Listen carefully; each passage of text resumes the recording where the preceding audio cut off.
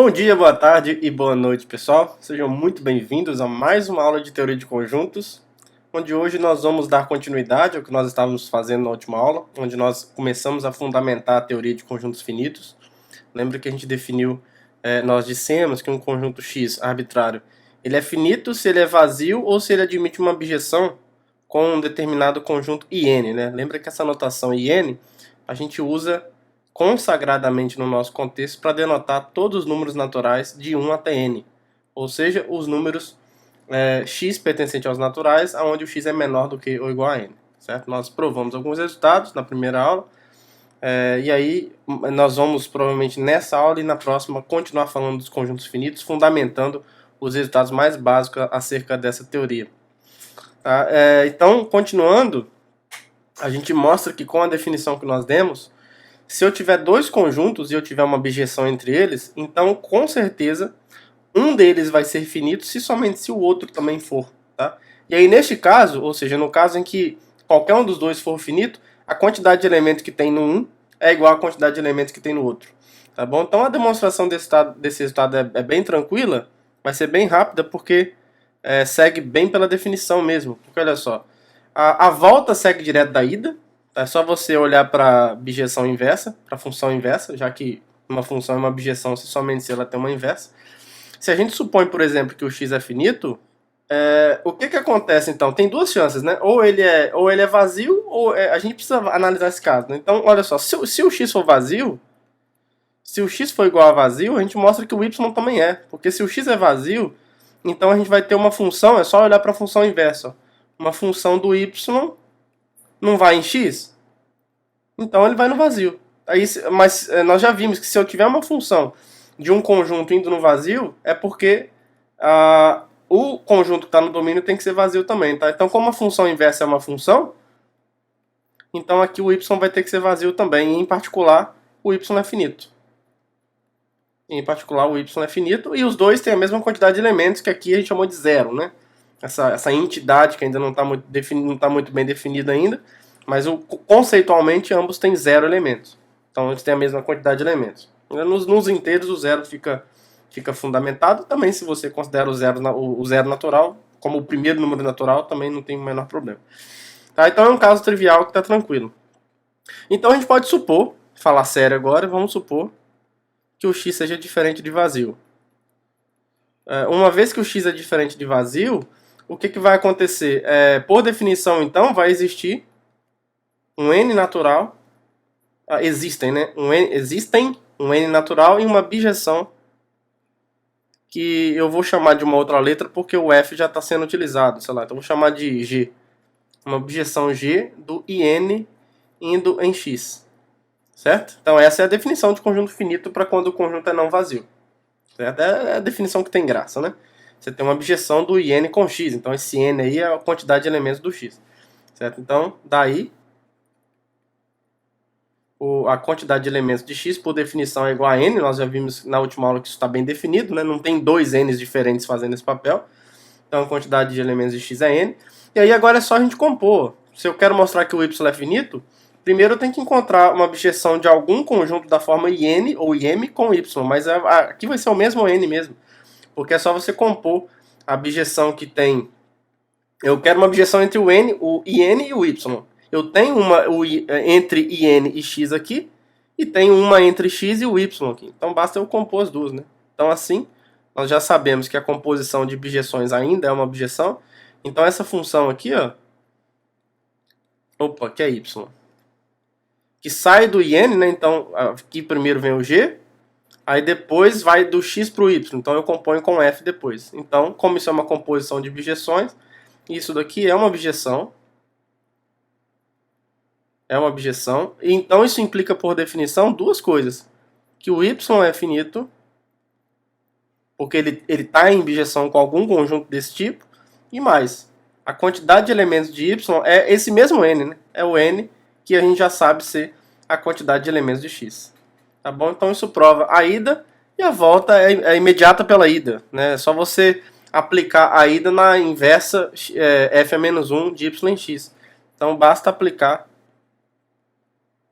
aplique o resultado da ida, digamos assim, nessa função aqui, ó, na função inversa, que a gente sabe que também é uma objeção.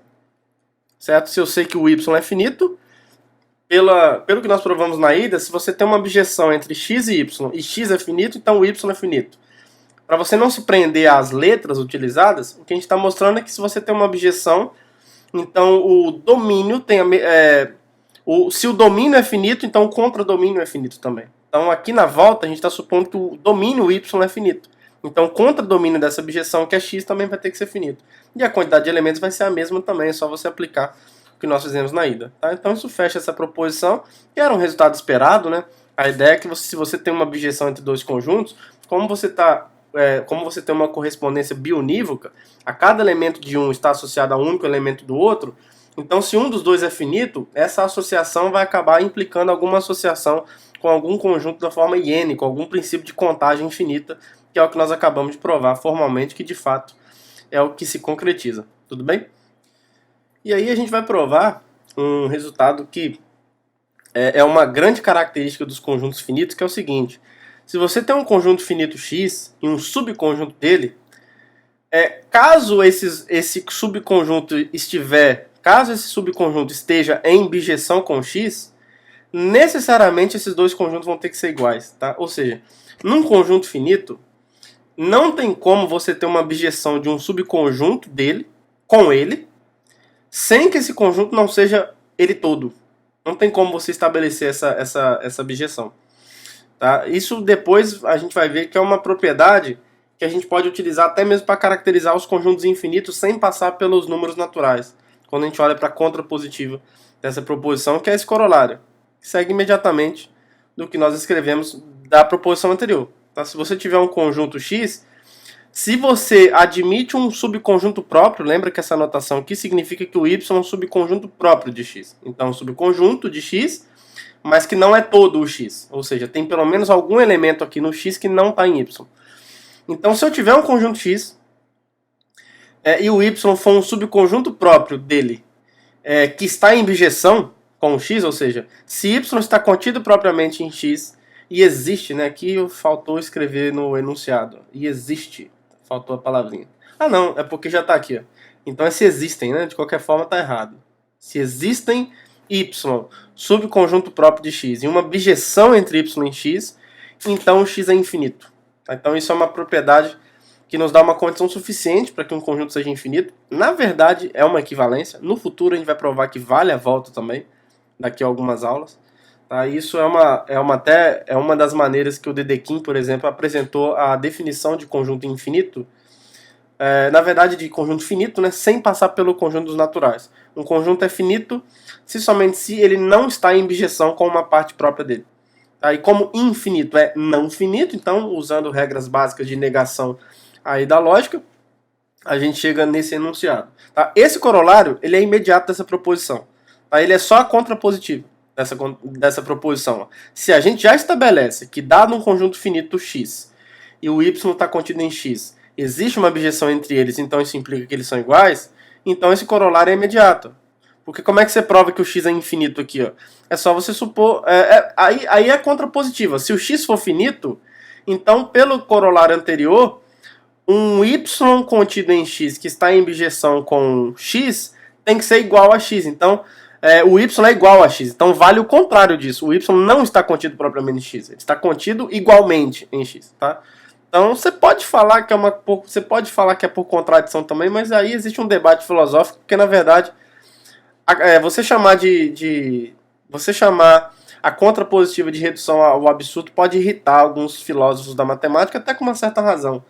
Porque, por exemplo, você tem linhas filosóficas que aceitam a contrapositiva como um método válido de demonstração, mas que não aceitam a redução por absurdo como método válido. Né? Principalmente os intuicionistas, os construtivistas aí não são muito adeptos da redução por absurdo, justamente porque eles não aceitam o princípio do terceiro excluído.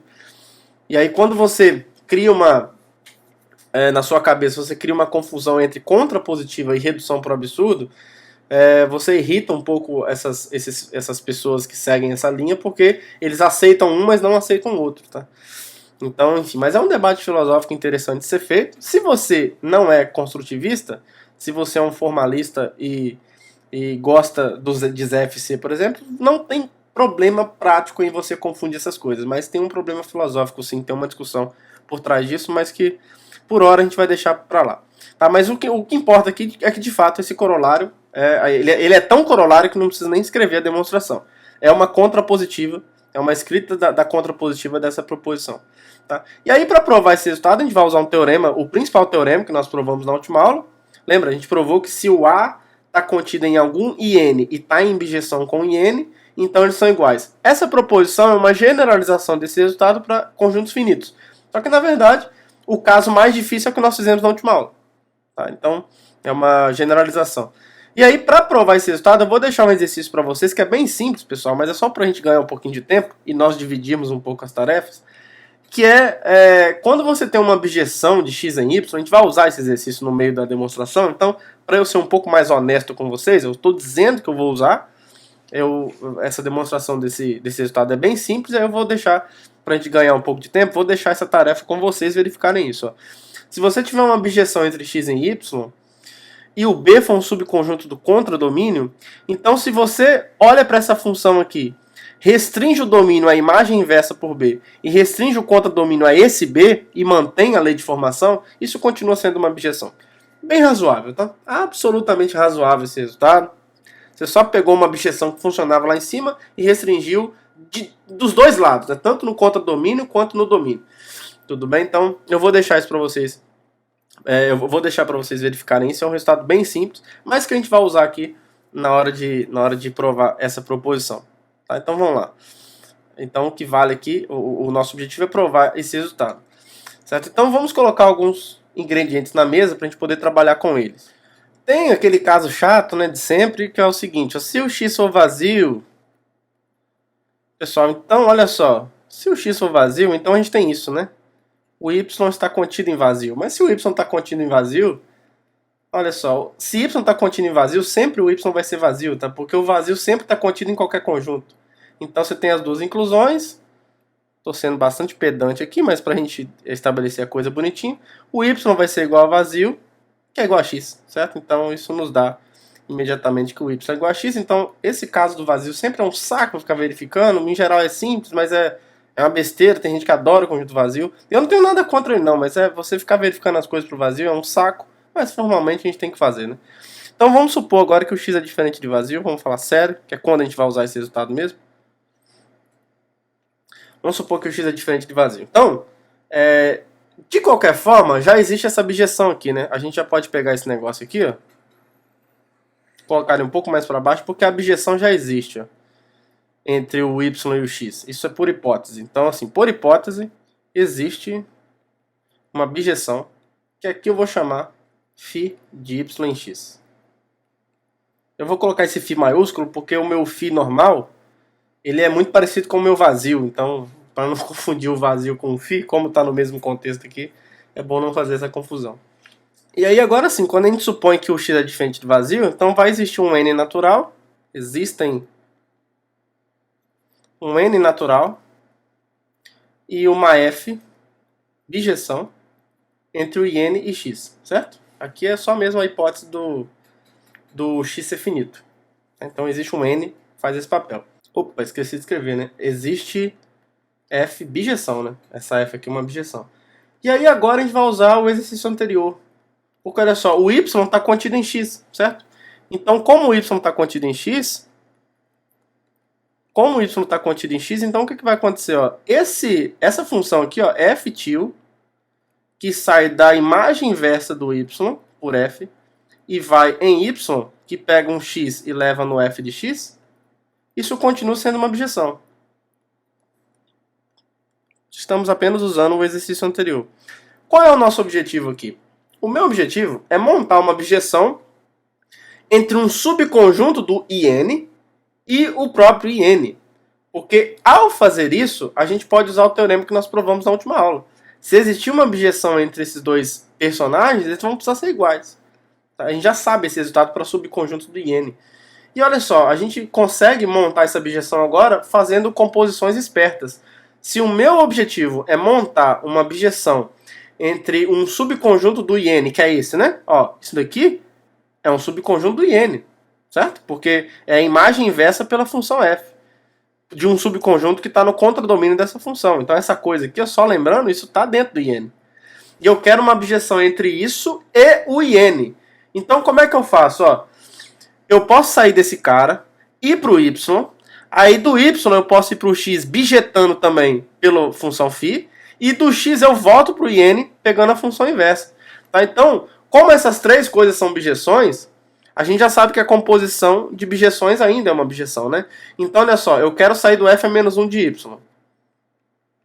E quero chegar no iene por meio de bijeções. Como é que eu vou fazer isso? Bom, para sair do f a menos 1 de y, eu tenho que pegar o f til. Então, eu vou pegar o f til, ele me leva no y. Agora, o y, saindo de y, a única bijeção que eu tenho aqui é a φ. Então, eu vou compor com φ, mas isso chega em x, não chega no iene. Para chegar em x, o x está aqui no contradomínio da f. Então, para eu chegar no iene via uma objeção, basta eu pegar a inversa. Então, isso daqui agora, f a menos 1, isso aqui é uma objeção, porque é uma composta de bijeções, onde esse f a menos 1 de y está contido aonde? No iene. Agora, pelo teorema da aula anterior, nós já sabemos que vai ter que valer a igualdade, então. Se eu tenho um subconjunto do iene que está em bijeção com o iene, então eles têm que ser iguais. Tá? Então, por um teorema anterior, que é um teorema que foi provado na última aula, o teorema que mais deu trabalho na última aula, né? Que a gente ficou quase 40 minutos nele, eu acho, ou mais. Por um teorema anterior, por conta de formalidades, né? Não é nem que é super difícil, mas é porque você precisa analisar vários detalhes que acabam tornando a demonstração um pouco mais longa. Então, por um teorema anterior, segue que o f a menos 1 de y é igual ao iene. Lembra que o meu objetivo é mostrar que o y é igual a x, né? Mas agora ficou fácil. Porque olha só, a mágica. O que acontece se eu aplicar f em ambos os lados? Ó, então eu vou ter f do f a menos 1 de y igual ao f do iene, certo? Então, eu vou usar a sobrejetividade de f agora. Lembra que isso foi até um exercício que eu deixei para vocês, hein? Então façam aqueles exercícios lá atrás que são fáceis, mas são importantes. A gente vai ficar usando o tempo todo. Então, por exemplo, a gente já sabe que quando uma função é sobrejetiva, se eu tiver um y no contradomínio da função, que é o que acontece, né? Com a f aqui, ó. O y está no contradomínio de f.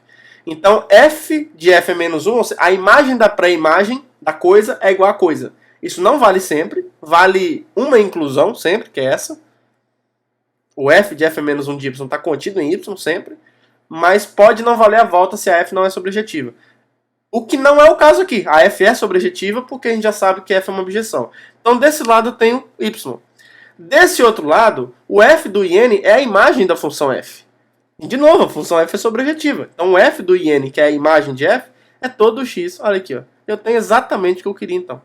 Tá? Então, isso prova que o y é igual a x, que era exatamente o nosso objetivo. Então, está concretizada, né, a informação, o resultado de que se qualquer subconjunto de um conjunto finito que tem a mesma quantidade de elementos que o x, você pode dizer assim também, ou que está em bijeção com esse conjunto entre aspas maior, então esses caras precisam ser iguais. Então se o conjunto é finito, não existe uma parte própria dele que esteja em bijeção com ele. Essa é a maneira de você sintetizar o que está descrito nessa proposição, e isso é uma característica fundamental dos conjuntos finitos. Conforme mais à frente a gente vai ver, os conjuntos infinitos não funcionam dessa forma, pelo contrário, eles são caracterizados justamente por admitir essa parte própria que está em bijeção com ele, com o próprio conjunto.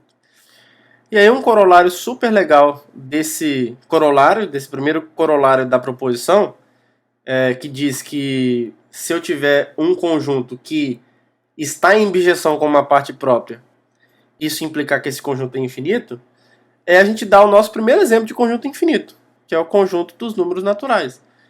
Por mais que na concepção axiomática dos números naturais tudo nos levava a crer que esse conjunto era infinito do ponto de vista intuitivo, pelo menos, mas com a definição técnica que nós demos de finitude e também de infinitude, como a negação da finitude, ainda não estava estabelecido que esse conjunto é infinito. A gente deu A gente estabeleceu o que significa um conjunto ser finito, fizemos algumas coisas, vamos fazer mais coisas ainda sobre conjuntos finitos, mas é interessante dar uma pausa sobre os conjuntos finitos e perceber que esse critério que nós demos para conjuntos finitos e a sua contrapositiva para conjuntos infinitos nos dá uma ferramenta para provar formalmente, segundo aquilo que nós dissemos significar um conjunto ser infinito, que o nosso conjunto dos números naturais, esse que está aqui nos acompanhando durante toda essa playlist praticamente, e vai nos acompanhar durante a vida inteira, ele de fato é um conjunto infinito. Tá? Segundo o corolário anterior, tudo o que a gente precisa fazer é exibir uma bijeção entre o conjunto dos números naturais e uma parte própria dele. E aí, essa parte própria, ou seja, esse subconjunto próprio que nós vamos tomar, vai ser aquilo que a gente chama de conjunto dos números pares, tá? Eu vou tomar esse subconjunto aqui, ó. Tome P, essa letra absolutamente sugestiva para denotar isso daqui, ó. São os números na forma 2n, aonde o n é um número natural. Então são os números na forma 2 vezes n. Né? No contexto de teoria de números, a gente chama isso daqui de números pares. Eu vou evitar esses nomes aqui, apesar de comentá-los, mas eu não vou ficar escrevendo as definições formais disso agora, porque isso a gente vê mais no curso de teoria de números, num primeiro curso de álgebra ou de aritmética, melhor dizendo, a gente acaba lidando com essas coisas com mais detalhes. Né? O nosso objetivo aqui é mais de fundamentar as coisas, não de falar dos números no contexto de teoria de números, divisibilidade, enfim, todas aquelas coisas, números primos, tal, que é mais uma pegada mais algébrica. Esse conjunto aqui, bom, de fato é um subconjunto dos números naturais, e olha só, ele é um subconjunto próprio, porque, por exemplo, o número 1 tem vários, né? Tem vários, mas para não ficar entrando em detalhes sobre definir número par e ímpar, a gente consegue mostrar facilmente que o número 1 não pertence a esse conjunto P. E é tudo que eu preciso para obter um subconjunto próprio dos naturais. É exibir um número natural que não está aqui. O número 1 é um exemplo disso, porque olha só, se isso aqui acontece, se 1 pertence a P, montando um argumento por contradição aqui, se 1 pertence a P, então existe um n natural, tal que 1 é 2n. É 2n. E aí a gente pode usar... você tem várias formas aqui de analisar isso. Você pode provar, por exemplo, que isso daqui vai implicar que o 1 está na imagem da função sucessor, de alguma forma. Isso gera uma contradição axiomática. Mas também a gente pode usar a ordem a nosso favor aqui, tá? A gente sabe, por exemplo, que isso daqui acontece, ó. Como o n ele é maior ou igual a 1, lembra que todos os números naturais são maiores do que ou iguais a 1. A gente já estabeleceu isso.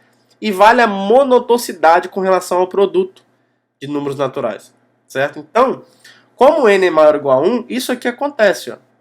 O 2n tem que ser maior ou igual a 2 vezes 1. 2 vezes 1 é 2, porque 2 vezes 1 você pode usar a distributiva, vai ser 1 mais 1, que por definição é 2. Então você vai ter a conclusão que é a seguinte, ó, que 1 é maior ou igual a 2. O que é uma contradição isso daqui. É claro que se você quiser esmiuçar mais essa contradição, você vai acabar chegando na conclusão de que o 1 é sucessor dele, que o 1 é sucessor de 1. Ou o 1 é sucessor de alguém. Tá? Então, se você quiser continuar aqui, se isso daqui não for o bastante para uma contradição, né, se você quiser provar, prove que 2 é maior que 1, por exemplo. Ou seja, o contrário diz que vale. É por causa disso daqui. Ó. Se você admite que isso daqui é verdade, a gente já sabe que 1 é diferente do 2. Porque 1 não é 1 mais 1. Porque o 1 não é o sucessor de 1, certo? Então, isso daqui está dizendo o seguinte, ó. Não acredito que eu estou fazendo isso. Vamos lá. 1 é maior que 2 ou 1 é igual a 2. Isso aqui não é verdade. Isso daqui, se isso for verdade, isso vai implicar que o 1 é 1 mais 1, que por definição é o sucessor do 1. E isso vai implicar que o 1 pertence ao sucessor dos naturais, à imagem da função sucessor. Isso é uma contradição. Tá? Isso aqui é absurdo. Então isso não vale. E isso daqui, se isso aqui for verdade, a gente já tem que isso aqui é verdade. Ó. Aqui vai ficar mais rápido. Ó. Já sabemos. Vocês estão vendo que eu estou argumentando lá nos fundamentos esmiuçados da coisa mesmo, né? Vale a pena nesse primeiro curso aqui, nesse primeiro momento, fazer isso. Depois a gente já Já pode, por exemplo, 2 maior que 1 esse é um teorema, né? Na verdade, n mais 1 maior que n é sempre um teorema. Já sabemos que o 2 é maior que 1. Isso é por definição. Porque o 2 é o 1 mais 1, ou seja, é 1 mais um número natural. Agora, se isso aqui é verdade, você vai chegar à conclusão com isso. Esses dois juntos aqui ó, vão produzir isso daqui. Ó, vão implicar que o 1, por exemplo, é maior que 1. Porque vale a transitividade da relação da ordem estrita, né? Então 1 é maior que 2, 2 é maior que 1, então 1 é maior que 1. E nós já vimos que um elemento ser maior que o outro implica que eles são diferentes. Então você chega na conclusão que 1 é diferente de 1. Isso é um absurdo. Tá? Então esse absurdo veio daqui. Ó, de você supor que 1 é par. Né? Então foi aqui que começou a dar problema. Então, de fato, 1 não pertence a P. Então, isso nos diz que o conjunto P é um subconjunto próprio dos naturais. Apesar disso, olha só, a gente pode considerar essa função aqui que é uma objeção. Considere a função, ela já nasce sobrejetiva, tá? Então considere a função n, função f de n em P, que faz o seguinte, ó, leva n no 2n. Pronto, essa função está bem definida? Tá, para todo n natural, 2n está aqui nesse conjunto que eu defini como P. Esse conjunto é definido como a imagem dessa função, por exemplo. Então essa função já nasce sobrejetiva. Ela lá no berçário, ela já vem com isso. Certo? E aí a lei do cancelamento por produto nos dá de graça a injetividade. Olha só, a f é injetiva. Muito fácil. Nós já fizemos todo o trabalho que precisava ser feito para provar que a f é injetiva. De fato, olha só, se você toma n e m naturais são tais que o f de m é igual a f de n, isso vai implicar que o 2m é igual a 2n. Certo? Agora vale a lei do cancelamento. Se você tem tanto a esquerda quanto a direita, né? O produto de naturais é comutativo. Então, como você tem o mesmo número 2 multiplicado em ambos os lados, você, usando a lei do cancelamento para o produto, você tem que m é igual a n. Tá? Então, direto, imediatamente você tem injetividade, logo, o que nós construímos é uma bijeção entre o n e um subconjunto próprio dele, onde esse P está contido propriamente em N. Pelo corolário anterior, para ficar bonitinho, concluímos, que coisa linda, olha, que esse conjunto, que nós estamos chamando de conjunto dos números naturais, é de fato um conjunto infinito, é um conjunto que obedece à propriedade que nós definimos, ou à condição que nós exibimos para caracterizar um conjunto ser infinito, né? Que é a negação de ser finito. Então, ele não é finito. Ele não é finito, ou seja, ele é infinito. Tá? Então, temos aqui o nosso primeiro exemplo de conjunto infinito. Agora a gente vai dar uma pausa rapidinho nos resultados acerca dos conjuntos finitos, só para provar um resultado, pessoal, que é uma ferramenta muito útil, que a gente usa, na verdade, quase que o tempo todo dentro de teoria de conjuntos, que é o princípio de você colar duas funções, que aqui ele tá, eu enunciei ele de uma maneira simplificada, que eu estou assumindo que os conjuntos aqui envolvidos são disjuntos, ou seja, que eles têm interseção vazia. É basicamente o seguinte, suponha que você tenha duas funções, f de a em x e g de b em y. E você queira usar essas duas funções para montar uma terceira função que saia da união de a com b, indo na união de x com y. Essa fórmula aqui, ó, é a maneira mais, digamos, indicada de você tentar fazer isso. Só que ela tem um problema.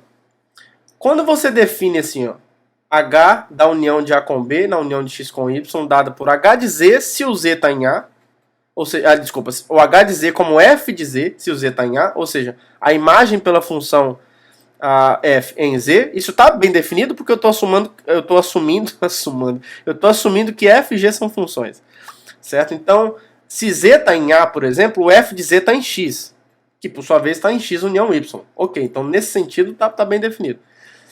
E se o z está em b, o g de z está em y. Em particular, está na união de x com y. Então isso é um elemento que está aqui no contradomínio também, dessa suposta função. E aí lembra que para o h ser uma função, todo elemento da união tem que estar associado a um único elemento aqui do lado direito. Bom, todo elemento da união está associado a alguém daqui. Isso é verdade, porque se tá na união, está em A ou está em B.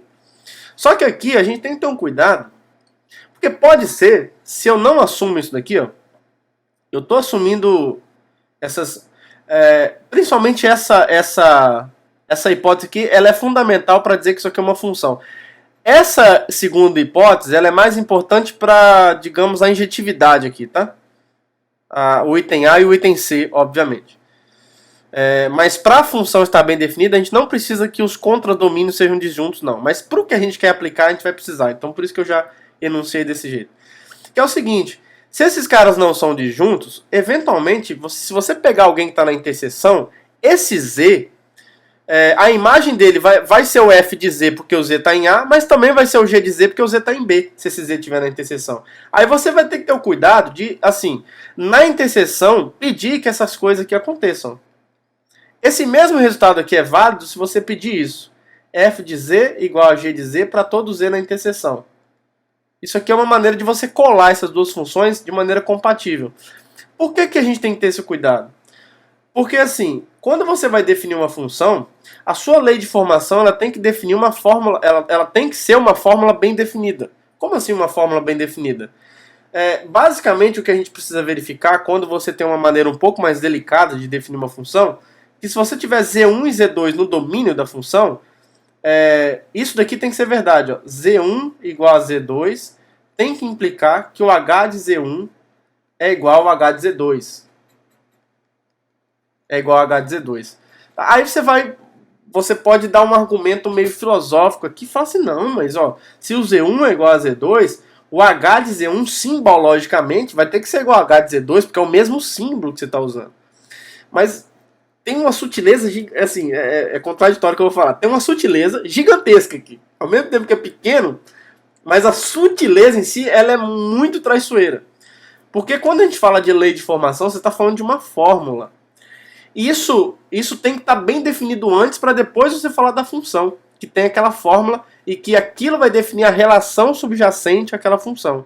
Lembre que uma função é um par ordenado do par entre o domínio e o contradomínio e uma relação que define. E uma relação entre esses dois conjuntos satisfazendo aquela propriedade clássica. Para todo x no domínio, existe um único y no contradomínio, tal que o par xy está em R. Isso é a definição fundamental ontológica do que significa uma função. E quando você vai analisar profundamente a relação ou a conexão entre a relação que define a função e a sua lei de formação, lembra que a lei de formação h de x é esse único elemento do contradomínio, tal que o par x h de x está em R. Então, dizer isso daqui é dizer que essa relação satisfaz aquela condição que a gente precisa para que aquela tripla, né, o par de um par com a relação, seja uma função bem definida. E aqui é fácil a gente ver exemplos aonde isso aqui pode não acontecer, tá? Por mais intuitivo que pareça, pelo menos simbologicamente, sintaticamente parece que isso aqui é verdade, né? Mas lembra que nesse contexto a gente não está preocupado só com a sintaxe. A fórmula ela vai trazer algum significado, não é só a sintaxe. Então, olha só o que acontece. Vamos supor, por exemplo, que o A é esse conjunto aqui, ó, 1, 2, 3. E o B é esse conjunto aqui, ó, 3, 4, 5. Eu posso definir uma função, e eu vou pegar o x e o y naturais aqui, tá? X e y é todo o conjunto dos números naturais. Porque para essa parte das funções, eu não preciso, para essa parte disso daqui, definir uma função bem definida, eu não preciso dessa interseção ser vazia, não. Isso daqui é para depois, aonde a gente vai aplicar depois. Olha só, eu posso pensar nessa função, f de a, nos naturais, que pega, por exemplo, o n, e leva, sei lá, em n mais n vezes n, por exemplo. N vezes n. E eu posso pegar a g e posso definir a função que vai do b do n e pega um n natural e leva em n, sei lá, mais 8. Tá? Aí, olha só, vamos tentar definir essa função aqui para ver se vai estar bem definida. Olha só. Olha só o que vai acontecer com essa fórmula. H de z como sendo f de z se o z está em A e o g de z se o z está em B. Eu vou mostrar para vocês que essa fórmula não vai definir uma função. Ela não obedece isso daqui. Ó. Ela não obedece isso. Por quê? Olha só, olha o problema que acontece aqui. E esse problema é justamente porque essa interseção aqui, ela é diferente do vazio. E isso daqui não acontece, ó. O F de Z não é G de Z na interseção. Porque olha só, qual é a interseção desses dois caras? A interseção entre esses dois caras é o conjunto dos elementos que estão nos dois, né? É só o 3. Esse 3 vai dar problema. Porque olha só, o H de 3, por definição, é o quê? É o F de 3, porque o 3 está em A. É verdade que o 3 está em A, certo? Agora, o F de 3 é o quê? É 3 vezes 3. É 3 vezes 3, que é 9, né? Vamos supor que a gente conhece a aritmética básica aqui. 3 vezes 3 é 9, por definição também. Mas é porque isso é 3 mais 3 mais 3, aí você vai definindo 3 como sucessor do 2, 4 como sucessor do 3, e por aí vai. Até chegar no 9 como sucessor do 8, por definição, você vai chegar nesse resultado. Por outro lado, esse 3 também está em B, então ele satisfaz essa condição aqui também. Ele também satisfaz isso. O 3 está em B, então por ele estar em B, por definição, o H de 3 também é o G de 3. Só que o G de 3 é 3 mais 8. Eu quis definir assim. Posso definir, não tem problema. Isso é 11, usando a aritmética básica também. E essas duas coisas são diferentes. Ó. O 11 não é 9. O 11 não é 9. O 11 é 11. O 9, por exemplo, 9 é menor que 10. E o 10 é menor que 11. Se o 11 fosse igual a 9, o 9 seria menor que 9. Absurdo. Tá? Então, o que está acontecendo aqui? Essa fórmula não está bem definida. O 3 não está associado a um único elemento do contradomínio. Ele está associado ao 9 e está associado ao 11. Você poderia pensar isso numa função multivalorada. Tem esse contexto, existe esse conceito. Uma relação, tudo bem. O par 3, 9 e o par 3, 11 estão nessa relação. Mas essa relação não define uma função. De fato, olha só, por mais que isso daqui seja sintaticamente muito intuitivo, é verdade que o 3 é igual a 3. Mas se você olhar o H de 3 como 9, que é o H de Z1, se você enxerga isso aqui como Z1, ó, se isso daqui é o Z1 e isso daqui é o Z2, o H de Z1, visto dessa forma aqui, dessa primeira parte, isso é um 9. Isso é 9. E o H do Z2, dando uma outra... se é que isso faz algum sentido, mas enxergando o Z2 como 3 e enxergando o 3 como alguém que está em B, isso é 11. E esses dois caras são diferentes. Então esses dois caras aqui também são diferentes. Então essa fórmula não está bem definida. Não está bem definida. E o problema é que as coisas não estão bem comportadas aqui na interseção. O grande problema aqui, ó, é que isso daqui não é verdade. Ó. F de Z é igual a G de Z para todo Z na interseção. Se isso fosse verdade, ok, mas não é. Não é. A interseção aqui é o 3, e o F de 3 é 9, e o G de 3 é 11. Então, você não consegue colar essas duas funções. Não dessa forma. Não dessa forma, porque na interseção você não tem essa compatibilidade. Essa propriedade aqui, ó, da igualdade na interseção, é o que nós chamamos de compatibilidade dessas duas funções para você colar elas. Que você cola é na interseção. Nos pontos onde os elementos estão em A, mas não estão em B e vice-versa, você não tem problema. O problema é na interseção. Aí, a gente pode enunciar esse resultado dessa função estar bem definida quando eu tenho essa compatibilidade, ou quando essa interseção já é vazia. Quando a interseção é vazia, isso daqui sempre é verdadeiro, tá? Então, é isso que nós vamos provar agora. Na verdade, que a gente já nasce provado, né? Essa propriedade aqui, ó, é sempre válida para o conjunto vazio. Porque F de Z é igual a G de Z para todo Z no vazio. Porque para isso ser falso, teria que existir um Z no vazio, aonde isso falha. Mas a mera existência do elemento no vazio a gente já tem uma contradição. Então, quando isso acontece, a gente diz que essa propriedade é válida por vacuidade no vazio. Porque falta alguém lá para ferir ela. Não tem ninguém para ferir ela. Então ela é verdadeira por vacuidade, porque não tem ninguém lá para contradizer ela. Tá? Então isso aqui seria um pouco mais generalizado do que isso daqui. Mas como a gente tem um objetivo muito específico na aula de hoje para usar essa proposição, eu já enunciei ela aqui de um jeito que fique até melhor também para a gente estabelecer as propriedades que a gente vai ter daqui para frente. Então isso aqui de fato é uma função, tá? Justamente porque quando eu suponho que essa interseção é vazia, agora sim isso aqui é válido. Tá? É assim que você provaria que isso é uma função, por exemplo. Fica fácil. Porque se o Z1 é igual a Z2, você não pode ter o Z1 em A e o Z2 em B, e nem o contrário, porque senão você teria alguém na interseção. Então, quando eu digo que o Z1 é igual a Z2, ou os dois estão em A, ou os dois estão em B. Se os dois estiverem em A, eu já sei que F está bem definida. Então F de Z1 é igual a F de Z2. E aí, por definição, o H de Z1 vai ser igual ao H de Z2. No caso em que os dois estão em B, então o G de Z1 é igual a G de Z2. Porque a G é uma função bem definida. E aí, por definição, o H de Z1 vai ser igual ao H de Z2. Então eu acabei de narrar a demonstração de que essa H definida dessa forma é uma função. Se vocês quiserem escrever aí, tudo bem. Tá? Mas é bem rápido. E aí, como consequência, a gente consegue mostrar que essa colagem dessas duas funções tem a seguinte propriedade. Se eu souber que essas duas funções são injetivas, aqui que a gente usa muito essa interseção ser vazia, e no contradomínio também nas outras partes. Se as duas funções são injetivas, então essa função h é injetiva. Se as duas funções são sobrejetivas, então essa função h obtida dessa forma também é sobrejetiva. E aí o item C é de graça, né? Se as duas são objeções, então H é uma objeção. É mediado pelos itens A e B, porque dizer que as duas são objeções é dizer que as duas são injetivas e sobrejetivas. Então o item A e B vão me dar que H também é injetiva e sobrejetiva, portanto uma objeção. Então o item C é absolutamente uma consequência imediata dos dois itens anteriores, não vai ter nem o que escrever. Então a gente vai escrever alguma coisa aqui nos itens A e B. Então vamos lá, vamos provar esse resultado. Os itens, né? O primeiro eu já conversei com vocês aqui. Então vamos mostrar que H é injetiva.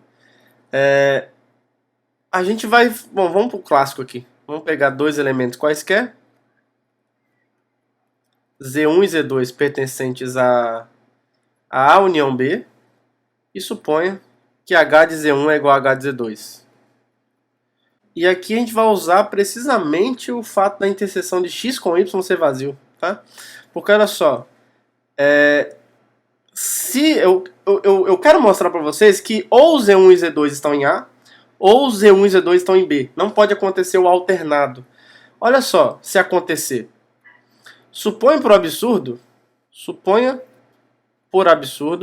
porque se eu pego esses dois elementos na união, tem quatro chances, né? Ou os dois estão em A, ou os dois estão em B, ou o Z1 está em A e o Z2 está em B, ou o Z1 está em B e o Z2 está em A. O que nós vamos mostrar rapidamente é que tem os casos em que você alterna, em que um está em um conjunto e o outro está no outro, não vai acontecer, porque senão a gente vai ter um problema na interseção de x com y. Vamos supor por absurdo que o Z1 pertença a A e o Z2 pertença a B. Olha só o que vai acontecer então. Ó. Por definição, o H de Z1 é o quê? Eu sei que o H de Z1 é igual ao H de Z2, né? Mas isso vai implicar o quê? Se o Z1 está em A, o H de Z1 é o F de Z1. E se o Z2 está em B, o H de Z2 é o G de Z2. Agora, olha só. A função F é uma função de A em X. Então, esse elemento aqui, ó, o F de Z1 está em X, com certeza. Porque o Z1 é alguém que está no domínio de A. Então, o F de Z1 é alguém que está no contradomínio da F, que é o X. Por outro lado, isso é igual esse elemento também é o elemento G de Z2, que pertence a Y. Então, esse elemento está nos dois caras. Isso é vazio. Você não pode ter ninguém no vazio. Isso é um absurdo, então. Esse mesmo elemento, F de Z1, está em X. Mas o F de Z1 é o G de Z2. E o G de Z2 está em Y. Então, se você tem duas coisas iguais, o segundo está num conjunto, o primeiro também está num conjunto, não. Certo? Então, isso é um axioma filosófico. Alguns até enunciam como isso, como um axioma, tá? Como uma característica da igualdade. Tá? Mas aqui eu não quis assumir isso como um axioma, porque quando você trabalha com a lógica, isso já vem de outras questões da lógica também, que eu não vou entrar no detalhe aqui. Tudo bem? Mas você tem o cara que é igual ao outro, o primeiro é igual ao segundo, o segundo está em Y, então o primeiro também está em Y. Então esse cara aqui, por exemplo, está no X e está no Y, então ele é um elemento que está na interseção, que é o vazio. Isso é um absurdo, não tem ninguém no vazio. Essa afirmação sempre é falsa. Um termo pertence ao vazio, isso sempre é uma afirmação falsa. Sempre. Seja lá qual for esse termo. Lembra que aqui tudo é conjunto. Certo? Então, assim, isso veio de onde? Isso veio de assumir isso. Tá? Então, essa hipótese aqui é falsa. Então, não acontece isso. Tá? Então, isso daqui não pode acontecer. Então, isso daqui é falso. Não pode ocorrer essa possibilidade. Analogamente, é falso que o Z2 ou que o Z1 pertence a B e Z2 pertence a A. Isso aqui é falso. Tá? Então, afirmar que isso aqui é falso é dizer que isso aqui não acontece. Então, sobrou duas chances. Temos duas chances, então. Logo, o que nós temos? Ou o Z1 e o Z2 pertencem a A, ou, vou colocar assim, o Z1 e o Z2 pertencem a B. Agora a gente analisa cada um desses casos. Agora vai ser fácil, porque agora a gente usa que cada uma das funções é injetiva. Olha, se você supõe que Z1 e Z2 pertencem a A, então nesse caso o que a gente vai ter? Ó? O H de Z1 ser igual ao H de Z2, isso é uma hipótese que nós temos. Isso vai implicar, ó, se os dois caras estão em A, pela definição da função H, H de Z1 é o F de Z1. E o H de Z2 é o F de Z2. Agora a gente tem a mesma função dos dois lados. E eu sei que a F é injetiva. E como F é injetiva, então, o que vai acontecer aqui? Então, o Z1 tem que ser igual a Z2. Por definição de injetividade da F. Pela hipótese, né, de injetividade da F.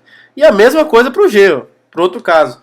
Se a gente supõe que é esse outro caso, se a gente supõe que os dois elementos, Z1 e Z2, estão em B, a conclusão segue também de maneira bastante análoga. O H de Z1 ser igual ao H de Z2 implica necessariamente, vamos lá, o H, uma vez que esses dois caras estão em B, o H de Z1, por definição, é o G de Z1.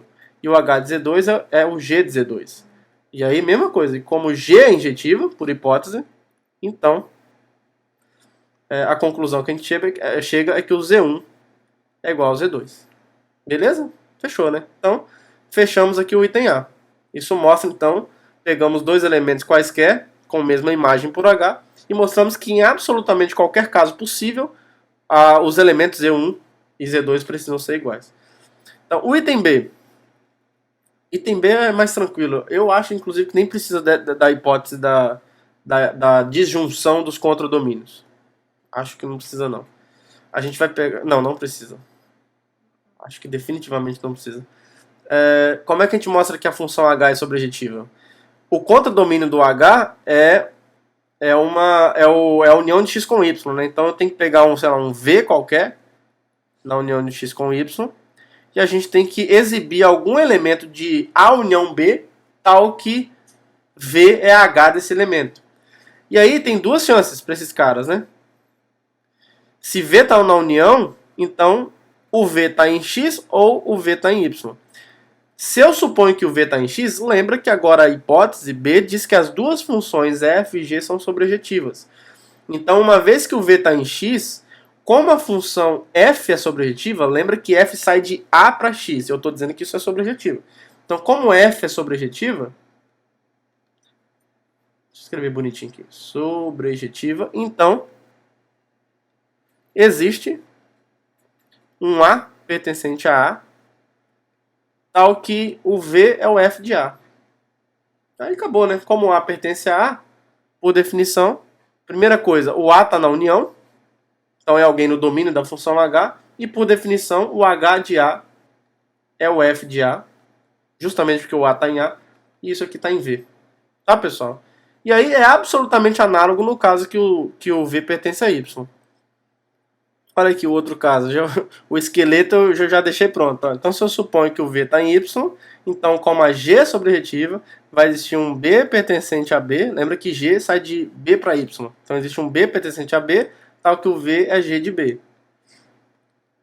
Aí, como o B pertence a B, então o B está na união, e o H de B é o G de B, que é igual a V. Então, em qualquer caso, você tem um elemento na união, cuja imagem desse elemento por H é o V tomado arbitrariamente. Então isso aqui prova que a F é sobrejetiva, certo? Então a conclusão aqui, F não, H. Logo, H é sobrejetiva. certo? Então isso fecha o item B. O item C, só para a gente registrar bonitinho aqui, ó, é absolutamente imediato pelos itens A e B. Né? Só um comentário rápido é que nesse item B a gente não precisa da disjunção dos contradomínios. Então se você quiser enunciar em separado, esse resultado você tem a sobrejetividade sem essa hipótese. Mas como a gente vai aplicar num contexto específico aqui, esse enunciado é o que atende tudo que a gente vai precisar aqui, pelo menos nessa aula e em algumas próximas aulas a gente vai usar bastante essa construção também. E aí agora o nosso principal objetivo é provar esse teorema, que é uma característica profunda dos conjuntos finitos também. É o seguinte, ó, se você tem um conjunto finito X, então, primeira coisa, qualquer subconjunto de um conjunto finito ainda é finito. E mais, a quantidade de elementos que estão no subconjunto Y não excede a quantidade de elementos que está no conjunto X finito, lá em cima, digamos assim. Tá? Então, um subconjunto de um conjunto finito não pode ter mais elementos do que o conjunto onde ele está contido. O que é muito razoável, né? Do ponto de vista intuitivo, isso é absolutamente razoável. Mas a gente vai conseguir mostrar que essa nossa definição de finitude é boa o suficiente para capturar essas ideias intuitivas que a gente tem acerca da noção de finitude. Elas se concretizam, então é uma definição muito boa, porque ela de fato consegue capturar e satisfazer ou fazer com que essa definição consiga traduzir em verdade aquilo que a gente considera muito intuitivo que de fato seja. Tá? Então esse é o item A. No item B, a gente mostra que se eu tiver um subconjunto de um conjunto finito, dizer que eles são iguais é equivalente a dizer que eles têm a mesma quantidade de elementos. Tá? Então, se você tem um subconjunto de um conjunto finito e tem a mesma quantidade de elementos, então não tem como, esses dois caras precisam ser iguais. Tá? A ideia é a seguinte, por exemplo, se você tem um conjunto com 4 elementos e um subconjunto desse cara com 4 elementos, então eles precisam ser iguais, não tem pra onde correr, não vai sobrar. Se eles têm a mesma quantidade de elementos, não tem como ter alguém que está em X que não esteja em Y. Essa igualdade na quantidade vai acabar se revelando ou vai acabar revelando uma igualdade essencial entre os conjuntos. O que é muito razoável também. E aí isso mostra como que a definição que nós demos de finitude é muito boa, porque ela captura como verdade esses fatos que são essenciais, que são muito intuitivos e que conseguem ser formalizados e concretizados dentro dessa noção formal que a gente deu para a finitude. E aí, como nós fizemos anteriormente, a gente vai provar esse teorema primeiro no caso essencial em que esse conjunto finito é o IN. Porque como a finitude tem tudo a ver com bijeção com o IN, se a gente provar esse lema, a gente já vai estar com tudo que a gente precisa praticamente para mostrar o próximo teorema. Então, basicamente, nesse lema, a gente vai mostrar o seguinte. Se eu tiver um número natural N, e eu tiver um subconjunto do conjunto IN, que é o conjunto formado pelos números de 1 até N, então necessariamente esse A tem que ser finito e a quantidade de elementos dele precisa ser no máximo N. Não vai ultrapassar N. Tá? Não vai ultrapassar N. Tudo bem? Então vamos provar esse resultado. A gente vai provar esse resultado por indução em N. Tá? Então a gente vai trabalhar com aquele velho conjunto X, assim, ó. Então vou definir X como sendo o conjunto dos números naturais para os quais o lema é verdadeiro. Ou seja, para todo A contido no IN, tem-se que o A é finito e mais a quantidade de elementos de A não excede o número N, que é o número de elementos do IN, né? Isso a gente já sabe. Então, olha só, a gente vai provar que o 1 está em X, né? E o N pertence a X, implica que o N mais 1 pertence a X. Logo, pelo princípio de indução, X vai ser todo o conjunto dos números naturais. Então, todos os números naturais vão satisfazer o lema. Ou seja, o lema é verdadeiro para todo N. Tá bom? A afirmação inicial de que o 1 pertence a X é muito fácil, pessoal. Porque o 1 está em X porque os únicos subconjuntos do IN, do I1, é o vazio e o I1, que é só formado pelo 1. Então, os dois subconjuntos desse conjunto que é o I1, ele só tem dois subconjuntos, é o vazio e o próprio I1.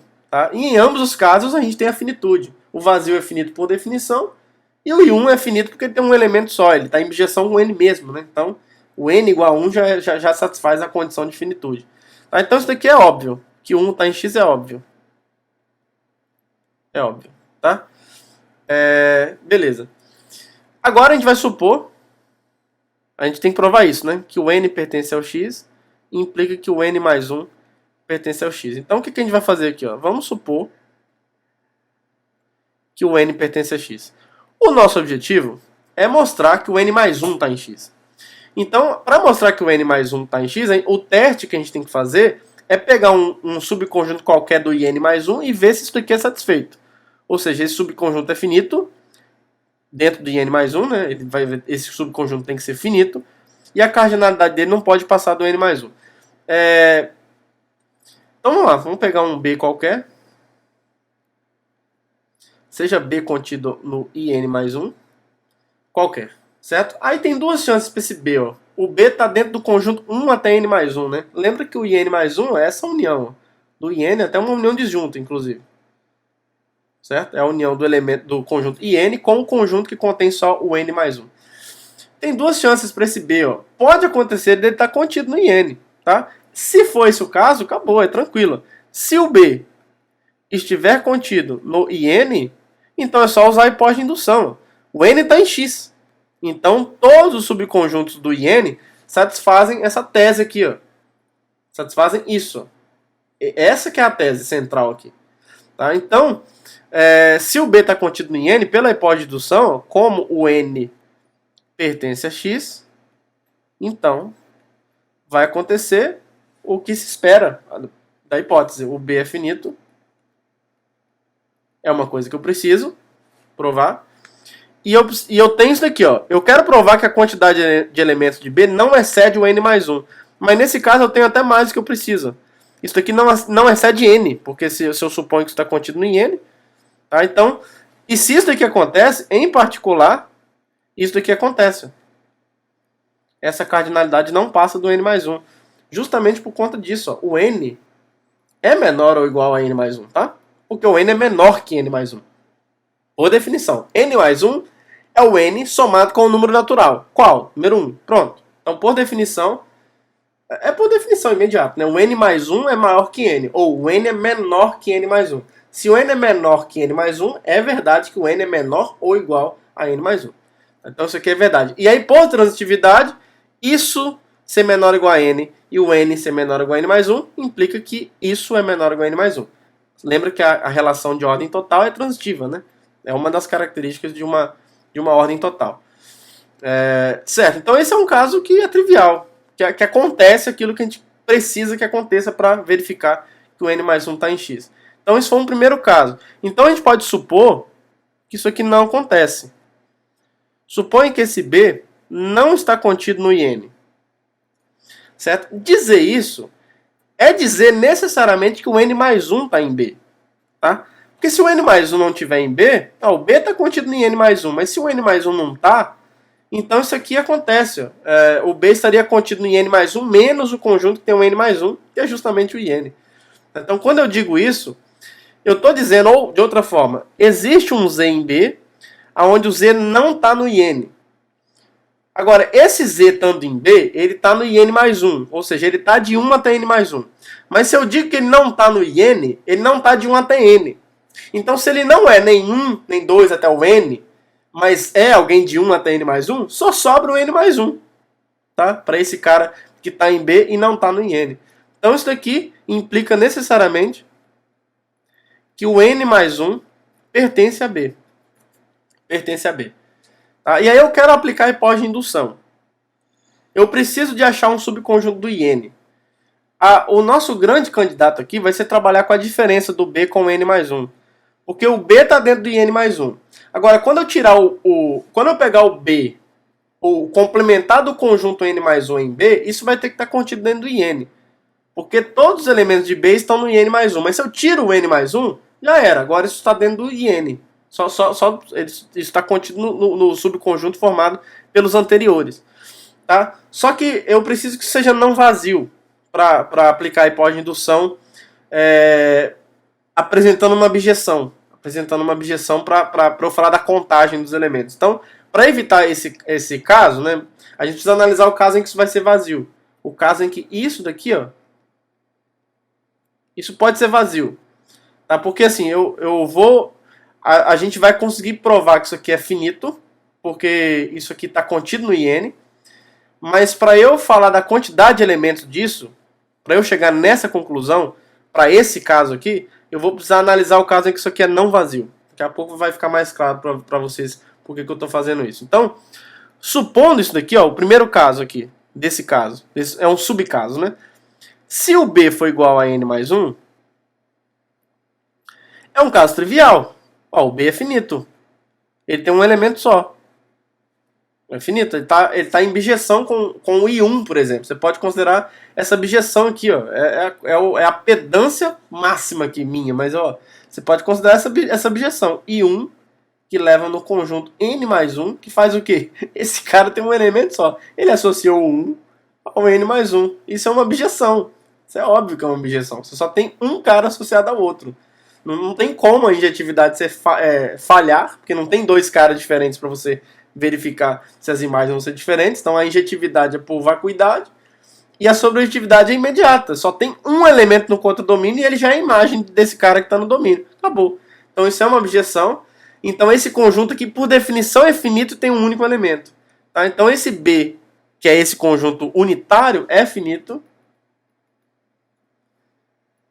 E a quantidade de elementos dele é 1, que é com certeza menor ou igual a N mais 1.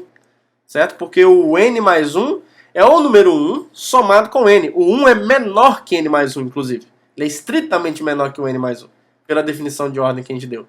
Porque o N mais 1 é o 1 somado com o número natural N. Então, por definição, essa soma N mais 1 é maior que 1, estritamente. Se 1 é menor que N mais 1, é menor ou igual. Tá? Então chegamos onde a gente queria. Ó, eu preciso mostrar que, em qualquer caso, o B é finito e que a sua ordem, a sua quantidade de elementos, né? Se eu falar ordem, eu estou me referindo à quantidade de elementos. É um termo clássico também. Então a sua quantidade de elementos é no máximo N mais 1.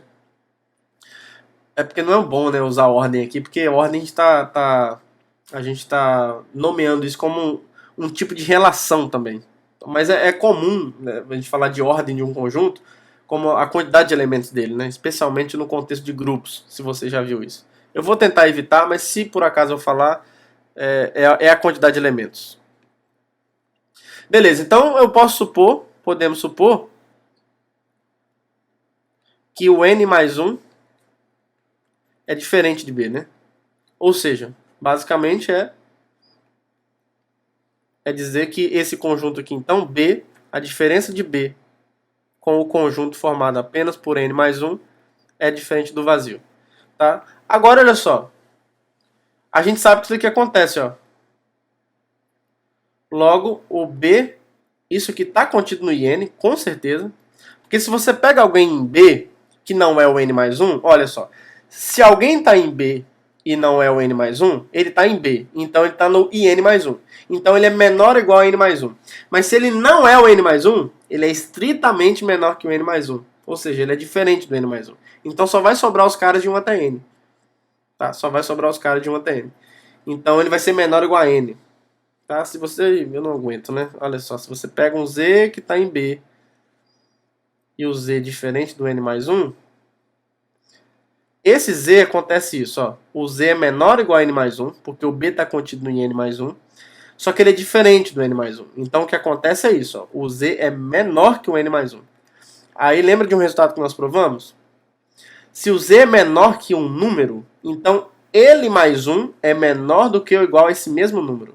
Aí você usa a lei do cancelamento para desigualdade, para relação de ordem aqui, e conclui que o Z é menor ou igual a N. Isso aqui é dizer que o Z está no IN. Tá? Então, isso aqui prova essa inclusão. Agora, olha só, eu tenho um subconjunto do IN. Isso me diz que ele é finito, por hipótese de indução. Como N pertence a X, então, esse conjunto aqui, ó, é finito. E o fato dele ser não vazio, ele não é finito porque ele é vazio. Ele é finito porque ele tem uma objeção com algum m, tá? Então, o fato dele ser não vazio, vou colocar assim, ó. Então isso aqui é não vazio, é finito, e logo... Peraí, eu tenho mais coisa aqui. Isso aqui é finito. A cardinalidade dele... Cardinalidade, estou usando essa palavra, né? A quantidade de elementos, melhor dizendo... No futuro a gente vai falar de cardinalidade, mas vamos usar o termo quantidade por enquanto. A quantidade de elementos dele, que eu vou chamar de m... Isso é menor ou igual a n. Eu estou usando a hipótese de indução, certo? Então isso aqui é um subconjunto do IN. Por hipótese de indução, como n está em x, esse subconjunto tem no máximo n elementos. Vou chamar isso de m.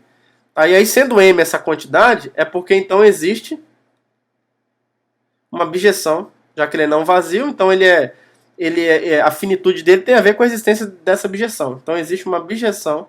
Deixa eu ver se eu posso usar a letra... Sei lá, vou usar a letra φ aqui. Existe uma bijeção φ do IM com o Bn mais 1. Aí agora a gente vai usar o resultado anterior, na hora de colar as funções. Isso aqui não é uma bijeção? Pois é, essa aqui também é. Ó. É uma bijeção meio ridícula, igual essa daqui. Ó. É do mesmo nível dessa daqui. Ó. Quer ver? Dessa daqui. Ó. Olha só que bijeção linda aqui. Ó. Isso aqui é uma bijeção com certeza. Eu vou pegar... Lembra que eu quero mostrar que o m mais 1 é menor ou igual a n mais 1, né? E eu também quero mostrar que o b é finito. Então eu vou mostrar, na verdade, que existe uma bijeção entre o m mais 1 e o b. Então eu já ganho com isso que o b é finito e que a quantidade de elementos dele vai ser o m mais 1. Como o m é menor ou igual a n, então esse m mais 1 vai ser menor ou igual a n mais 1. Então a quantidade de elementos de b vai ser no máximo n mais 1, que é o que eu preciso provar. Então isso daqui, ó, para completar o IM... Para ele chegar no m mais 1, eu vou pegar o conjunto que contém o m mais 1. Isso daqui, eu vou conectar com esse conjunto formado apenas pelo n mais 1, que é o que falta ao b, que é o que falta ao b menos n mais 1 para ser b. Olha que bijeção linda. No domínio eu tenho um elemento só. Ele pega o m mais 1 e leva no n mais 1. Pronto. Isso aqui é uma bijeção entre dois conjuntos unitários. É uma bijeção óbvia. Então, como isso daqui é uma bijeção, inclusive é a única bijeção entre eles, agora eu posso usar a proposição anterior. Porque, olha só, esse conjunto aqui é disjunto desse, certo? Não tem ninguém que seja... O m mais 1 não está aqui no IM. Então, é o único cara... Se alguém está na interseção, teria que ser o m mais 1. Só que o m mais 1 não é menor ou igual a m. O m mais 1 é maior que m, por definição. M mais 1 é o número m somado com o número natural 1. Então m mais 1 é maior que m, não menor ou igual a m. Então m mais 1, que é o único cara que está aqui, não pode estar aqui. Então não tem interseção entre esses caras. Então esses caras são disjuntos. E esses aqui, obviamente, são disjuntos também. Ó. São disjuntos. Por quê? Se eu tiver um elemento em B que não é o n mais 1, não pode ser o n mais 1. O n mais 1 não pertence a esse conjunto. Senão o n mais 1 seria diferente dele mesmo. Então, ó, aqui eu tenho interseção, vou colocar assim, pequenininho. Interseção vazia. E aqui eu também tenho interseção vazia. Certo? Então, agora eu estou explicando para vocês por que eu provei a proposição anterior. Então, essa função aqui, ó, que eu vou chamar de f, que sai dessa união aqui, e m união com m mais 1, que por acaso é o próprio IM mais 1, vou colocar aqui logo, e que vai nessa união do B n mais 1, unido com n mais 1, que é o quê? É o B, claro. Um elemento, você tirou o n mais 1, depois colocou, pronto, ficou o B original. Dada por f de z igual a colagem, né? Φ de z se o z está no IM, que é o domínio da φ. E n mais 1, que é o gama de z, né? É uma função constante, né? Só tem um cara aqui. N mais 1, se o z for igual ao m mais 1. Isso é uma objeção. É direto.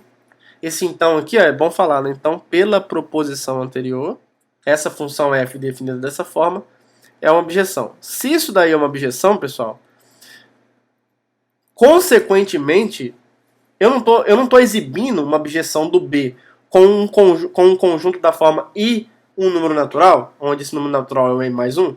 Então, por definição, esse B é finito, que era o que eu precisava provar. E mais, esse número que aparece aqui é precisamente a quantidade de elementos desse B. Esse número está bem definido como a quantidade de elementos dele é o único. A gente já viu isso na última aula. Então isso aqui acontece. Só que o M é menor ou igual a N. Pela compatibilidade, ou monotocidade, melhor dizendo, os dois estão certos. Pela monotocidade da relação de ordem, olha aqui, ó, a gente sabe que o M é menor ou igual a N. Se eu somar em ambos os lados o mesmo número, continua sendo menor ou igual. Se você soma um de ambos os lados, você vai ter isso daqui. Ó. Então, essa quantidade de elementos é, no máximo, N mais 1, que era o que eu precisava provar. Tá? Então, tudo isso que nós fizemos prova isso. Portanto, o N mais 1 pertence a X. Por quê? Vamos recapitular. A gente pegou um B qualquer dentro do IN mais 1 e mostramos que em absolutamente todos os casos o B é finito e a quantidade de elementos de B não passa desse N mais 1. Seja lá qual for o subconjunto do IN mais 1. Certo? Então, isso prova que o N mais 1 está em X. Isso prova, então, essa implicação. Que o N pertencer a X implica que o N mais 1 pertence a X. Essa implicação está demonstrada. Pelo princípio de indução, agora, a gente conclui que o X é igual ao conjunto dos números naturais.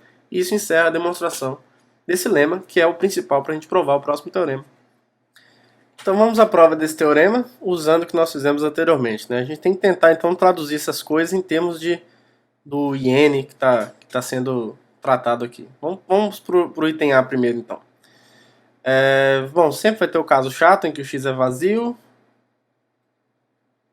Bom, nesse caso, olha só o que vai acontecer. Se o x for igual a vazio, é aquela história, né? O y também é.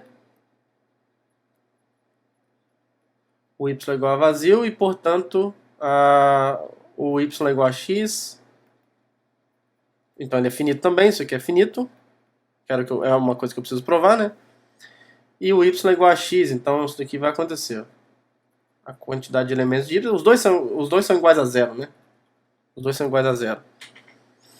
Beleza, então é um caso muito desinteressante, mas que foi avaliado. Então vamos ao caso sério agora, que o x é diferente de vazio. Mas, bom, a gente o IN tem que entrar na jogada, para a gente poder usar o lema anterior. Eu quero mostrar que o y é finito e a ordem dele, a cardinalidade de y não passa da cardinalidade de x. Bom, o fato do x ser finito agora, e sendo não vazio, obriga a existência de um n natural e de uma objeção f de in para x. Lembra que aqui a ordem tanto faz, né? Do in para o x, do x para o in, que você pode sempre considerar a função inversa, que vai continuar sendo uma objeção. Então existem n natural e uma f bijeção, né? Eu estou esquecendo muito de escrever. Isso aqui é importante. Uma objeção. Aí a gente pode usar o exercício de hoje. Porque como o y está contido em x, então o que vai acontecer? Ó? Essa função aqui, f til, que sai do f a menos 1 de y, isso está contido no n, né? Por isso que é importante. E que vai em y, vamos ver aqui, ó. F til, f a menos 1 de y em y, isso aqui é uma objeção também, que pega x e leva em f de x. Eu já vi, é o exercício que eu deixei para vocês. Isso aqui é uma objeção. Agora, por que isso é importante? Por que isso é importante? Vamos lá. É porque o f a menos 1 de y é um subconjunto do IN. É um subconjunto do IN. Então, como isso daqui acontece, ó, como f a menos 1 de y está contido no IN, então, pelo lema anterior, segue que o f a menos 1 de y é finito. Isso, ficou bonitinho. F a menos 1 de y é finito. E mais, a quantidade de elementos de f a menos 1 de y é no máximo n. É no máximo n. Certo? Então, lembra, a gente precisa mostrar que o y é finito e que a quantidade de elementos de y não passa da quantidade de elementos de x, que é o n, né? Lembra que quando eu digo que essa objeção existe para esse n, eu estou dizendo assim em particular, vale a pena mencionar aqui, em particular, pela definição, nós já vimos que isso daqui significa que a quantidade de elementos de x é exatamente esse n. Então, a finitude do y vai seguir assim. Ó. Então, primeiro, o que vai acontecer? Ó? Como isso aqui, como f é menos 1 de y é finito e eu tenho uma objeção entre esse conjunto e esse, foi o primeiro resultado que nós vimos hoje, né? Se você tem uma objeção entre dois conjuntos em que um deles é finito, o outro também tem que ser. Então, primeiro, como f til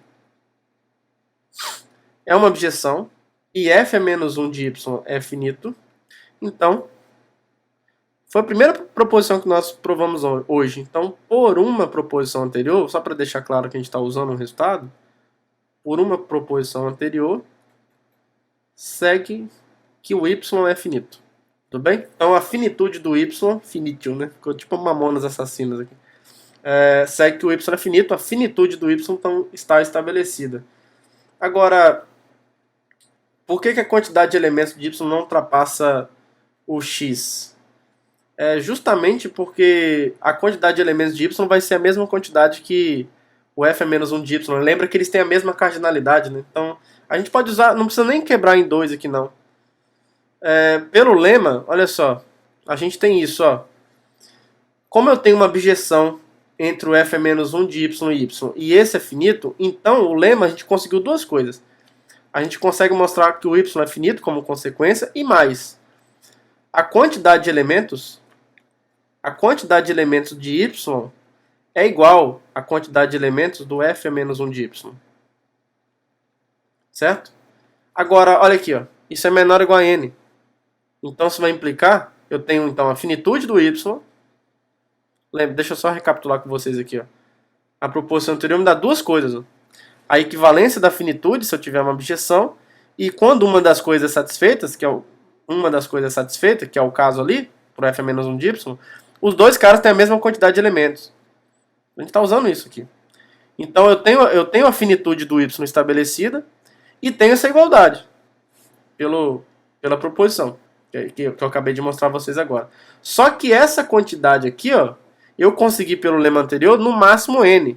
Então essa quantidade aqui acaba sendo no máximo n também. Só que n é a quantidade de elementos de x. Então isso é no máximo a quantidade de elementos de x. Ok? Então o item A foi, né? Olha aqui, ó. Se o y está contido em x, então o y é finito e a quantidade de elementos dele não ultrapassa a quantidade de elementos do x. Né? Fica no máximo ali a quantidade de elementos do conjunto finito x. Certo? Para o item B, então vocês viram que basicamente que o caso mais, digamos, problemático era o caso para os conjuntos IN. Eles são os conjuntos finitos principais, porque a partir deles a gente consegue estabelecer e generalizar o resultado. O item B, eu tenho uma equivalência, né? Se eu tenho y dentro de um conjunto finito x, a igualdade é equivalente a dizer que a quantidade de elementos é a mesma. Bom, é claro que essa implicação aqui é imediata, que a quantidade de elementos de conjuntos finitos é uma coisa bem definida, né? A gente já viu que é única. A gente tem que provar a volta aqui, basicamente. A gente quer provar, eu vou supor então que o y está contido em x e que a quantidade de elementos de y é igual à quantidade de elementos de x. A gente quer mostrar que o y é igual a x. Para isso, a gente vai usar uma proposição que a gente já provou hoje. Olha só, se existe uma objeção entre y e x, onde x é um conjunto finito, então eles são iguais. É exatamente o que está acontecendo aqui. Tá? Porque quando eu digo que eles têm a mesma quantidade de elementos, olha só, pessoal. Então, por exemplo, se eu chamar de n aqui, se eu chamar de n essa quantidade de elementos de x, isso também é a quantidade de elementos de y, pela igualdade que eu estou supondo. Então, daí vão existir duas objeções, assim, ó, f do in para x e um g do in para o y, que são bijeções. Deixa eu colocar antes aqui. Ó. Existem bijeções f e g entre nx e ny. Aí é só você pegar uma composta. Eu quero encontrar uma objeção entre x e y. Bom, para eu poder usar a proposição anterior. Então isso daqui é uma objeção entre x e y. Só você usar a composta. Ó. Eu quero que saia de x, né? Então vou pegar a inversa de f e compor com g. Isso daqui sai do x e vai para o y. É uma objeção onde x é finito e o y está contido em x. É só você aplicar a proposição que nós provamos hoje. Se você tem uma objeção entre um conjunto e uma parte própria dele, aliás, se você tem uma objeção entre um conjunto finito e uma parte dele, então eles dois precisam ser iguais, né? Para conjuntos finitos não é possível você ter uma objeção com uma parte própria. Então, esse portanto aqui é por uma proposição que nós provamos hoje, o y vai ser igual a x. Certo? Isso prova então a volta do item B, isso torna esse teorema absolutamente verdadeiro, na verdade, concretiza a demonstração desse resultado. Bom, vamos a algumas aplicações úteis desse teorema. Olha só, se você tiver, por exemplo, dois conjuntos x e y conectados por uma função injetiva, você consegue mostrar então que se o y é finito, então o x também é finito e a quantidade de elementos de x vai ser no máximo a quantidade de elementos de y. É uma espécie de generalização do teorema anterior para coisas que estão conectadas por uma função injetiva.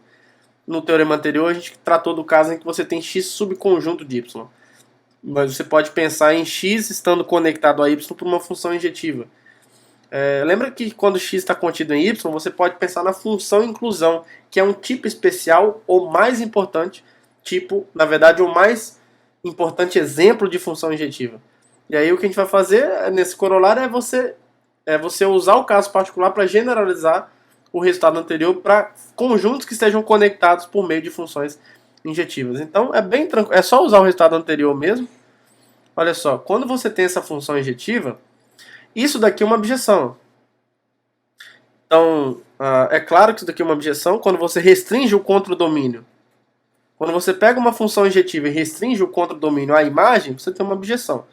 Então é claro que essa função aqui que eu vou chamar de f chapéu, de x indo no f de x, que é um subconjunto de y, que pega x e leva no f de x, isso é uma objeção. Certo? Isso aqui é uma objeção. Eu estou assumindo que o y é finito. Então, se o y é finito, qualquer subconjunto dele é finito, certo? Como f de x está contido em y e y é finito, a gente usa o teorema anterior. Então, o item A, né, do teorema anterior. Pelo teorema anterior, segue que duas coisas. Segue que o f de x é finito e mais a quantidade de elementos. Opa, olha eu usando uma notação que a gente vai definir no futuro. A quantidade de elementos da imagem f de x não passa, por ser um subconjunto de y, não passa da quantidade de elementos de y. Então o f de x é finito. Aí, por que o x é finito então? Justamente porque f chapéu é uma objeção. A gente usa o resultado que nós provamos hoje. Se você tem uma objeção entre dois conjuntos e eu sei que um deles é finito, o outro também tem que ser. Então, primeiro, acho que na verdade a gente pode usar as duas coisas. Olha, como f chapéu de x em f de x é uma objeção, então, o que acontece? Por um resultado, eu não vou colocar agora por uma proposição anterior não, tá? Mas é por esse resultado que nós provamos. Então, tá, e f de x é finito, é bom frisar, e f de x é finito. Então, você tem uma objeção entre dois conjuntos onde um deles é finito, então o outro também tem que ser. E mais, eles têm a mesma quantidade de elementos. Então isso é igual a isso daqui. Ó. Agora, então a gente precisava disso, né? Provar isso. O que falta agora é mostrar que a quantidade de elementos de x é no máximo a quantidade de elementos de y. Mas olha aqui, ó. É direto disso e dessa igualdade. Quando você pega essas duas coisas junto, a conclusão é a quantidade de elementos de x. Isso daqui, ó, só para deixar claro, é menor ou igual à quantidade de elementos de y. Então, isso daqui também é no máximo, ou é menor ou igual à quantidade de elementos de y. Tá? Então, se você souber que o contradomínio de uma função injetiva é finita, o domínio necessariamente tem que ser finito e mais. A quantidade de elementos de x tem que ser no máximo a quantidade de elementos de y. Tá? É como se o x fosse um subconjunto de y. Não é. Mas o representante, quando você tem uma função injetiva, né, o x ele está disfarçado de f de x lá dentro. Só que o f de x é um subconjunto mesmo de y, né? No sentido de elementos de f de x estarem presentes em y. E aí, para subconjuntos, foi provado o teorema anterior, e aí o corolário generaliza isso para conjuntos conectados por funções injetivas. Tudo bem? E aí a gente consegue obter o análogo para funções sobrejetivas, que segue do corolário anterior, porque, bom, só para dizer qual é o enunciado, né? Se você tiver uma função sobrejetiva entre dois conjuntos, agora é o contrário, se você souber que o domínio é finito, então o contradomínio vai ser finito e o contradomínio vai ter no máximo a quantidade de elementos que tem no domínio. Tá? Então isso está expresso formalmente conforme vocês estão vendo no enunciado. E aí agora, para provar esse resultado, a gente usa um resultado clássico que é o seguinte, ó. A f não é uma função sobrejetiva, então ela tem uma inversa direita. Então, como f é de x em y, né, só para deixar claro, é sobrejetiva, então existe uma g de y para x, tal que função, né? Então existe uma função, deixa eu colocar aqui, y para x função, já que é uma inversa direita, tal que isso daqui acontece, ó, f bola g é igual à identidade de y, certo? Só que assim, essa igualdade, se g é uma inversa direita de f, é claro que f é uma inversa esquerda de g, né? Então, assim, g, só para deixar claro, g admite uma inversa esquerda, e aí a gente já sabe que a existência de uma inversa esquerda para g implica que ela é injetiva. Então isso implica que g é injetiva. Agora, g é injetiva, vamos olhar para g, ó. E por hipótese o x é finito. Agora, o x que era domínio da f é contradomínio de g agora. Então eu posso usar o resultado anterior. Como x é finito, eu tenho uma função g que é injetiva, o seu contradomínio é finito, então, pelo corolário anterior, o domínio da função g é finito também. O domínio é y, né? Então, o domínio da g, que é o y, é finito, e mais, a quantidade de elementos no domínio da g é no máximo a quantidade de elementos do contradomínio de g. Isso encerra a demonstração. Tá? Então uma coisa vai encadeando na outra, fica bem bonitinho. Então, outro resultado clássico que a gente vai usar, a gente usa bastante também no contexto de conjuntos finitos. Certo? E aí para finalizar, aí não tem demonstração, é só uma releitura desses últimos dois resultados para conjuntos infinitos, que é só mesmo a gente tomar as contrapositivas, mas que é bom explicitar para tornar essas ferramentas um pouco mais claras quando a gente for usar, ou pelo menos para ficar mais claro para a gente a existência dessas ferramentas para quando a gente quiser provar que certos conjuntos são infinitos. Então, por exemplo, se você tiver uma função entre x e y, se a função, se o x for infinito e a função é injetiva, então lembra que uma função injetiva, de certa forma, leva o domínio dentro do contradomínio, de certa forma. Então, se o x é infinito, essa função injetiva meio que está levando uma coisa infinita dentro do y.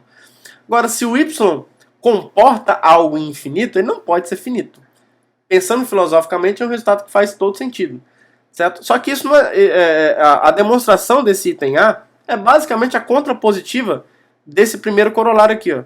É você pegar esse corolário e escrever a contrapositiva dele. Ó, se o y é finito, então o x é finito. É só você escrever a contrapositiva.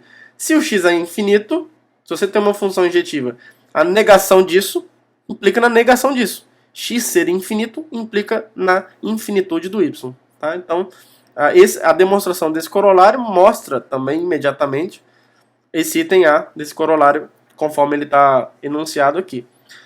E agora o caso sobrejetivo. Se você souber que o contradomínio é infinito e a função é sobrejetiva, então o domínio tem que ser infinito também. Isso é só uma releitura pela contrapositiva do último corolário que nós provamos. No último corolário a gente provou o quê? No caso em que f é sobrejetiva, se o x é finito, então o y é finito. Então, dito de maneira contrapositiva, se o y é infinito, então o x é infinito. Estava aqui, ó. É só para deixar claro para vocês. Se o x é finito, então o y é finito. É só afirmar a contrapositiva agora. Se o y é infinito, então o x é infinito sob a hipótese da sobrejetividade. Tá bom? Então não tem o que escrever aqui, tá? Esse corolário está demonstrado. É só você usar a contrapositiva que eu já expliquei para vocês em aulas anteriores como que funciona. Tudo bem, pessoal? Então eu espero que vocês tenham gostado. Todos tenham um bom dia, uma boa tarde, uma boa noite. Um abraço para todo mundo e até a próxima aula. Tchau, tchau.